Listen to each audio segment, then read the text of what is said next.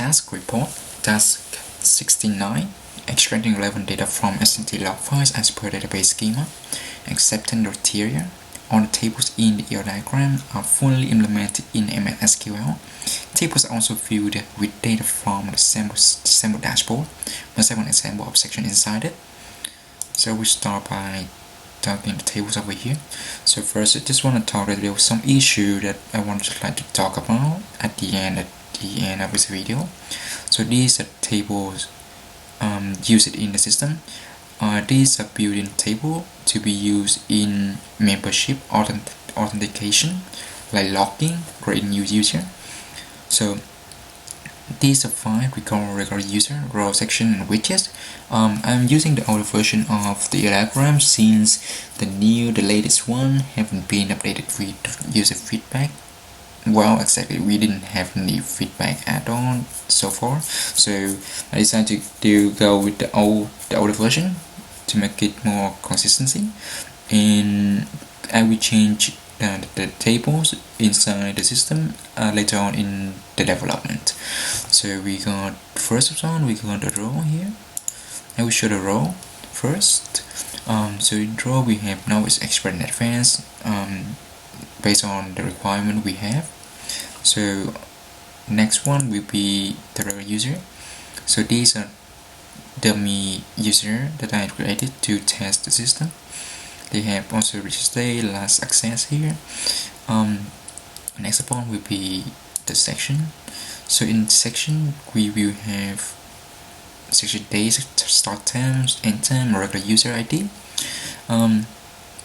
And in section there will be, next to the section will be record. They will record any PMS activity behavior and will be associated with a particular section ID.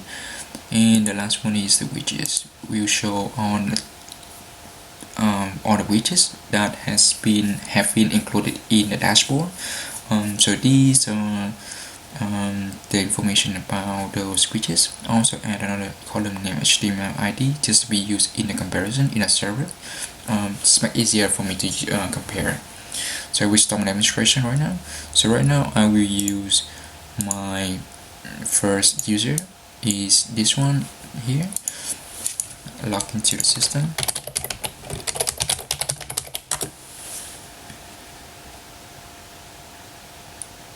Should be on right now.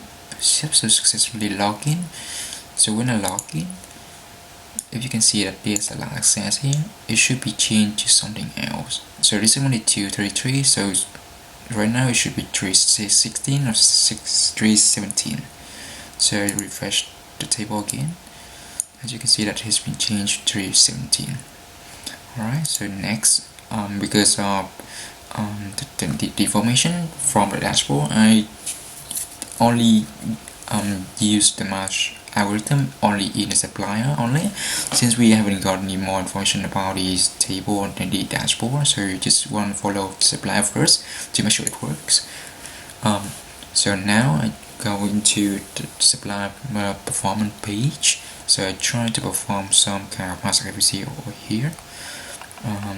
So I think that's enough for information. So we try to go to somewhere else page just to stop the mouse tracking, and then I will try to log out.